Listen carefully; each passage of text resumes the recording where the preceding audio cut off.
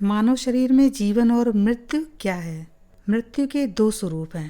पहला है यौगिक या तात्विक अर्थ और दूसरा है सांसारिक अर्थ। यौगिक या तात्विक अर्थ में मृत्यु संसार में कोई वस्तु या घटना नहीं है, ये मात्र अज्ञानता का विषय है। जब अज्ञान हृदय में छा जाता है, यही है असली मृत्यु। मृत्यु संसार को कंट्रोल नहीं करती, इसलिए संसार इस मृत्यु से पार है। संसार सर्वत्र प्रकाशमान है, जहाँ प्रकाश है वहाँ मृत्यु कैसे? पंच महाभूतों से ब्रह्मांड का निर्माण हुआ है। पंच महाभूतों के एक कण का भी अभाव नहीं होता, अतः मृत्यु नहीं होती। संसार में कोई भी महापुरुष हो, योगी हो, वैज्ञानिक हो, ये सभी प्रसन्न रहते हैं। क्यों? क्योंकि इनके किए हुए यौगिक कार्यों से इनके मन में ज्ञान और विवेक का प्रकाश होता है। अच्छी तरह जानते हैं, समझते हैं कि मैं अकेला नहीं हूँ, मेरे साथ मेरा साक्षी परमात्मा है। मुझे क्या करना है, क्या नहीं करना है, इसका बोध उन्हें अच्छी तरह से होता है। इसके विपरीत जब मानव परमात्मा की सत्ता स्वीकार करते हुए अपनी अंतरात्मा में प्रवेश करता है, तो जाने अनजाने कभी न कभी अपराध कर बैठता है, तो उसकी अंतरात्मा उसे उसी समय धिक्कारने भी लगती है और वो अकेला अनुभव करता हुआ अपने ही अस्तित्व को स्वीकारता नहीं है। अपने को परमात्मा से दूर करके खुद ही मेरा इस दुनिया में कोई नहीं है, मैं बहुत अकेला, मेरी कोई मदद नहीं करता, ऐसे नेगेटिव विचार करता हुआ वो खुद ही मरता रहता है। दर्शनों के आधार पर विचार करने पर जीवन और मृत्यु की कोई सार्थकता नहीं है, केवल कल्पना मात्र है। दर्शन कहते हैं कि जब किसी के संबंध में मृत्यु होने को बोला जाता है कि उसकी मृत्यु हो गई, तो उसका मतलब यही है कि वो व्यक्ति अन्य लोगों से बिछुड़ गया। यही बिछुड़ने का भय उन लोगों में ज्यादा रहता है। जो व्यक्ति संसार में कायर बनकर रहता है, वो हमेशा हर पल भयभीत रहता है और मृत्यु का अनुभव करता रहता है। भय के कारण ही वो मरता रहता है, पल पल मरता है।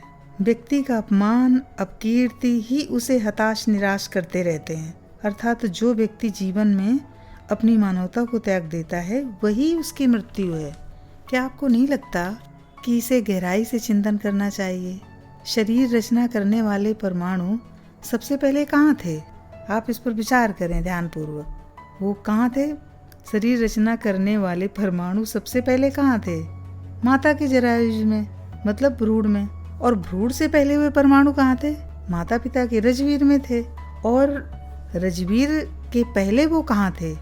रजवीर से पहले वो परमाणु अग्नि में थे, जल में थे, पृथ्वी में थे, वायु में थे, अंतरिक्ष में थे। ये 5 प्रकार के परमाणु पहले रज में एकत्रित होते हैं और फिर जल में आ जाते हैं, और फिर कुछ परमाणु अग्नि में आ जाते हैं, फिर कुछ वनस्पतियों में चले जाते हैं। जब अन्न और वनस्पतियों को हम पकाकर अन्न के रूप में ग्रहण करते हैं, तो रज और वीर बनता है। यही रजवीर माता के गर्भ में आकर मानव शरीर बनाता है। इन परमाणुओं को सुगठित और अनुशासन में लाने का कार्य जीवात्मा करता है। और जब जीवात्मा शरीर को त्याग देता है, तो इसके परमाणु विखंडित होकर, मतलब जल के परमाणु जल में मिल जाते हैं, वायु के परमाणु वायु में मिल जाते हैं, पृथ्वी के परमाणु पृथ्वी में मिलते हैं, अंतरिक्ष के परमाणु अंतरिक्ष में मिलते हैं, अग्नि के परमाणु अग्नि में मिल जाते हैं। इस प्रकार कोई भी परमाणु कभी भी नष्ट होता ही नहीं। तो फिर मृत्यु शब्द कैसे बना?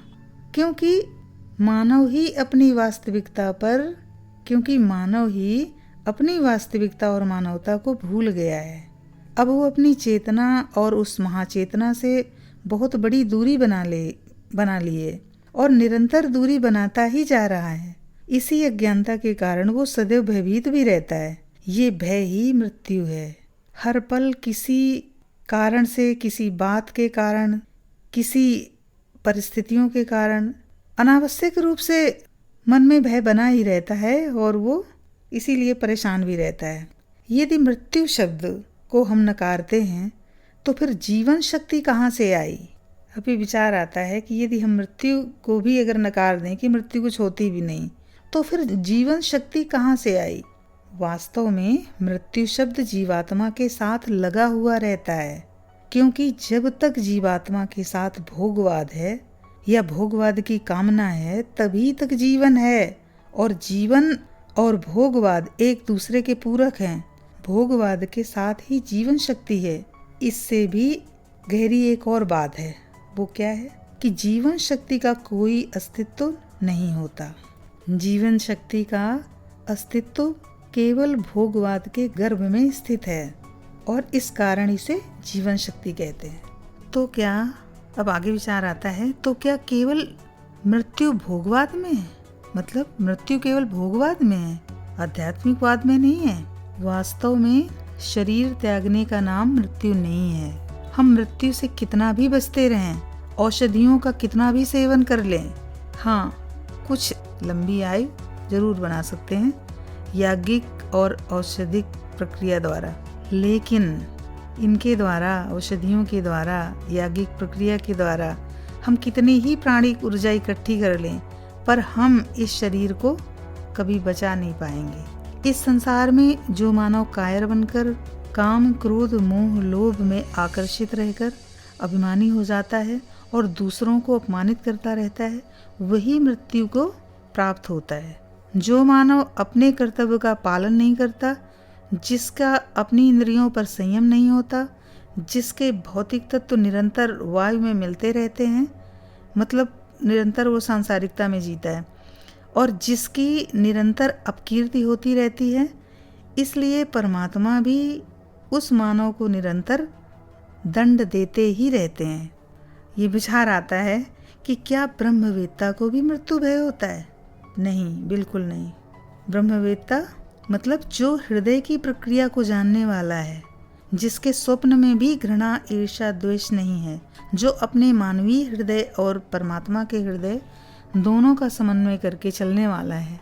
तो ऐसे मानव का हृदय और सब इंद्रियों के विषयों में भी व्यापकता, विशालता, महानता आ जाती है। अर्थात जब एक हृदय का दूसरे हृदय से समन्वय हो जाए तो वही मानव ब्रह्मवेत्ता या महापुरुष कहलाने लगता है। ऐसे महापुरुषों में घृणा का स्रोत जड़ से समाप्त हो जाता है। हृदय जितना निर्मल, स्वच्छ और पवित्र होता है, उतना ही वो परमात्मा यानी शुद्ध चेतना के निकट होता है। निरंतर अपनी प्रवृत्तियों को दमन करते करते उस मानव का परमात्मा के साथ संबंध हो जाता है और हर पल मानव अपने को जुड़ा हुआ अनुभव करता है। क्या मृत्यु अज्ञानता का नाम है? यदि आत्मा को जीवित तथा शरीर को मृतक मान भी लें तो वैज्ञानिक और आध्यात्मिक दृष्टि से ऐसा दिखता नहीं है। तो फिर क्या परमात्मा आत्मा को जीवन देता है? हाँ, ज्ञान रूपी जो आनंद है उसी का नाम जीवन है। ये जीवन आता कहाँ से है? ज्ञान से आता है, विवेक से आता है, प्रेम से आता है, परमात्मा के चिंतन मनन से आता है और उपासना से आता है, समीपता से आता है। मृत्यु वो है जो सदा दूसरों को कष्ट दे, जो काम, क्रोध, लोभ, मोह, ईर्ष्या, द्वेष, घृणा करके अपने को निम्न स्तर का बना ले, वो है मृत्यु। अभिमानी, अविवेकी बनकर सदा दूसरों का भक्षण करे, उनकी मृत्यु जीवन में हर पल घटती रहती है। जीवन क्या है? जीवन वो है जो सदा स्वयं से व दूसरों से प्रेम करता हो, ज्ञान प्राप्त करता हो और सत्य के मार्ग पर चलता हो, संसार और परमात्मा में निष्ठा रखने वाला हो, संसार में विवेकी पुरुषों में या समाज में परमात्मा का प्रचार करने वाला हो। क्योंकि परमात्मा जीवन की रश्मियों को सदैव देते ही रहते हैं। जो इस रश्मि को लेकर प्रकाश में चला जाए वही उसका यथार्थ जीवन है, किंतु जो उस रश्मि को लेकर तमोगुणी बन जाए, दुराचार करे, अंधकार में चला जाए, वही उसकी मृत्यु है। जिस प्रकार मानव धारण किए हुए वस्त्र को त्याग देता है, उसी प्रकार ये आत्मा भी शरीर रूपी वस्त्र को धारण करता और त्यागता रहता है। आत्मा शरीर को कैसे धारण करता है? अपने कर्मों के संस्कारों से।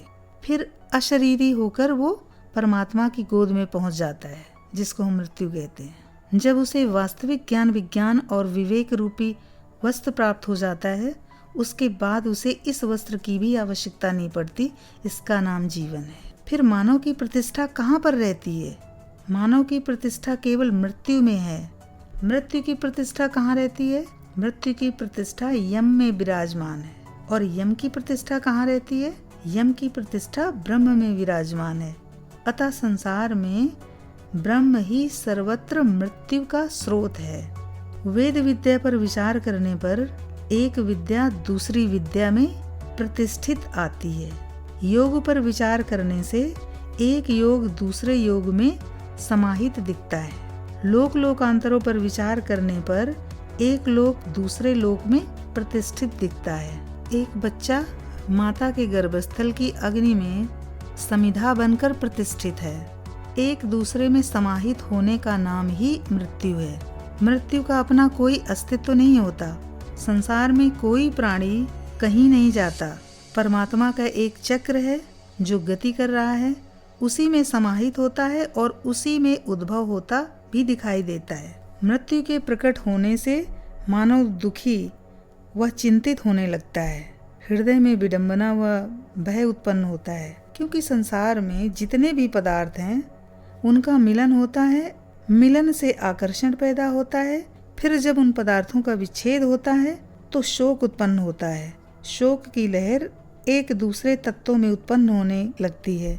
वो शोक मानव के प्रत्येक परमाणु में गति उत्पन्न कर देता है, जिस कारण मानव का मन प्राणों से विच्छेद होना शुरू करने लगता है। प्राणों का आत्मा से विच्छेद होना शुरू हो जाता है। परमाणुओं का इंद्रियों से विच्छेद होना शुरू हो जाता है और इंद्रियों का शरीर से विच्छेद होना शुरू हो जाता है। तो इसमें शोक का भाव स्वाभाविक रूप से उत्पन्न होता है, क्योंकि ये प्रकृति का स्वभाव है कि परमात्मा या जीवात्मा के सन्निधान मात्र से स्वतः ही एक महान क्रिया उत्पन्न हो जाती है। इसी विच्छेद का नाम मृत्यु है। महाराज ज्ञान श्रुति ने महर्षि रेवक से प्रश्न पूछा कि आपका देवता कौन है? रेवक बोले कि मेरा देव और ब्रह्म ही मृत्यु है। मेरा देव और ब्रह्म ही मृत्यु है। इसीलिए मैं मृत्यु को जानने के लिए हमेशा तत्पर रहता हूँ। तो ज्ञान श्रुति बोले, तो फिर बताइए कि मृत्यु का ज्ञान क्या है? रेवक जी बोले कि इस प्रजा में गति का कारण या स्रोत एक चेतना है। किसी भी काल में इस चेतना का विनाश नहीं होता। इसी का नाम आत्मा है। इसी चेतना के आधार पर मानव का जीवन सुगठित यानी सधा हुआ रहता है। इसी चेतना के कारण शरीर विकृत भी हो जाता है।